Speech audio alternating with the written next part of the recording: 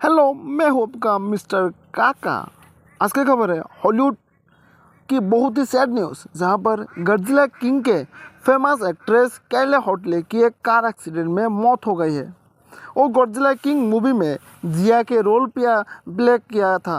वो सिर्फ 18 की उम्र में हॉलीवुड इंडस्ट्री को अलविदा कहकर चले गए। हॉलीवुड मूवी में अब इसका शौक चल रहा है।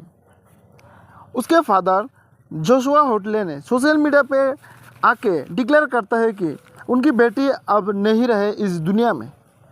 नेक्स्ट है आंध्र प्रदेश की खबर। वहाँ पर एक पत्नी फिर उनके पति को मार दिया। पति के लंबे उम्र की मन्नत मांगने की वादा देकर मंदिर ले जाके अपने बॉयफ्रेंड से मार दिया। पति को मार वो अपने बॉयफ्रेंड के गाड़ी से घर आते हैं, रोने की ढंग करते हैं। बाद में पुलिस इन्वेस्टिगेट करते हैं और सीसीटीवी फुटेज जाता है। फिर सब कुछ सामने आता है और पत्नी ने अपने सारे जुर्म कबूल करते हुए कहते हैं कि मैंने अपने जो पति है उसको मार डाला। कि नेक्स्ट है एआई के ज़रिए मर्डर करना, वो भी 3 इंसान का।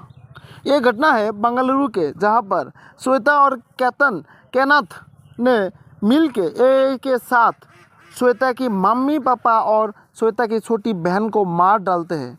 असल में श्वेता और केनाथ दोनों आईटी कंपनी में जॉब किया करते थे और लिव इन में रहते थे, लेकिन इसी बीच दोनों के नौकरी चले जाते हैं और नौकरी चले जाने के बाद दोनों को रहने में मुश्किल हो रहा था। इसीलिए श्वेता ने अपने पापा से 50 लाख रुपीस उधार लेते हैं। लेकिन जब पैसा लौटाने की टाइम आते हैं तब दोनों ने मिलके श्वेता की फैमिली को ही मार डालने की प्लानिंग करते हैं और ये प्लानिंग 6 महीने तक करते हैं। एआई से मिलकर कैसे ट्रिपल मर्डर कर सकते हैं, लाश को कैसे ठिकाना लगाया जा सकता है, ब्लड कैसे साफ करते हैं, वो कैसे किन केमिकल से करते हैं, बॉडी को पैकिंग कैसे करते हैं, ये सब वो दोनों मिलके एआई के साथ बातचीत कर रहा था। बाद में पुलिस इन्वेस्टिगेट में दोनों को पकड़ा गया। अभी वो पुलिस हिरासत में। नेक्स्ट है नासिरुद्दीन शाह की मैसेज गवर्नमेंट की तरफ। वो कहते हैं कि अगर एक जाहिल इस मुल्क की रहनुमाई करे तो उसका दिल यही चाहेगा कि पूरा मुल्क उसी की तरह जाहिल, ना समझ, ना काबिल और बेरहम बने।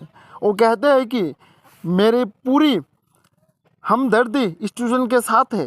मैं उन्हें लाखों दुआ देता हूँ। इस वक्त मेरा दिल भी भरा हुआ है और मैं गुस्से से खोल भी रहा हूँ, ये देखकर कि हमारे इन बच्चों को किस तरह लाठी से मारा जा रहा है। पुलिस को बोला कि कभी अपने बच्चों के बारे में भी सोचना जब उन पे लाठीचार्ज करते हो। बच्चों को कहा कि हिम्मत मत हारना, हम सब आप लोग के साथ हैं। और लास्ट में बोला गवर्नमेंट को कि ये सब कुछ याद रखा जाएगा।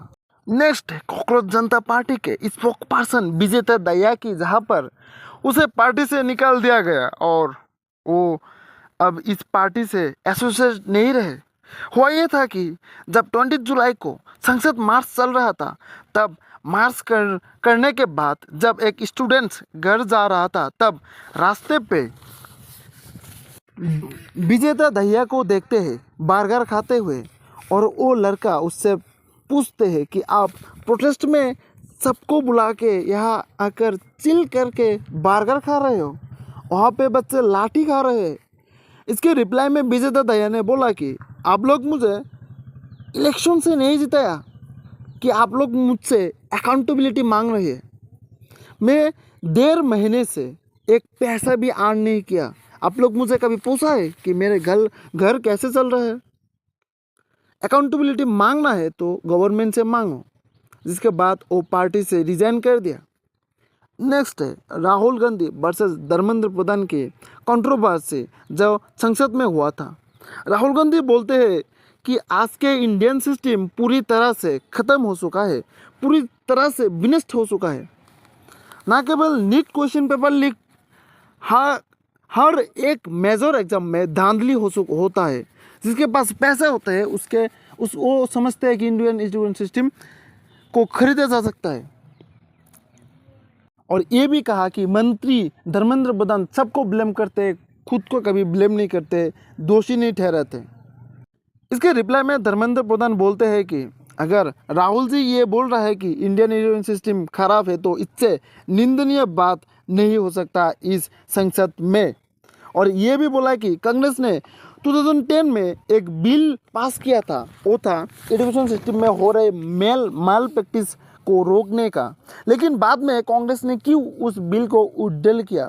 और ये कांग्रेस पार्टी, अपोजिशन पार्टी मुझसे बोलते हैं कि आप रेस्पॉन्सिबिलिटी क्यों नहीं लेते, मेरे पार्टी क्यों नहीं रेस्पॉन्सिबिलिटी लेते। नेक्स्ट है ओडिसी मूवी, जो अब सोशल मीडिया पे बहुत ही चर्चे में है, जहाँ पर क्रिस्टोफर नोलन ने 3000 साल पुराने घटना पर एक दी ओडिसी नामक मूवी बना डाली। और इस मूवी का बजट बताया जा रहा है 2500 करोड़। इस मूवी में एक बेटे ने अपने बाप को ढूंढते हैं, लेकिन दुनिया का मानना है कि उसका बाप जिंदा ही नहीं रहे, और जो लड़का ढूंढता है उसका माँ को भी पता है कि उसके पति कभी नहीं लौटने वाले।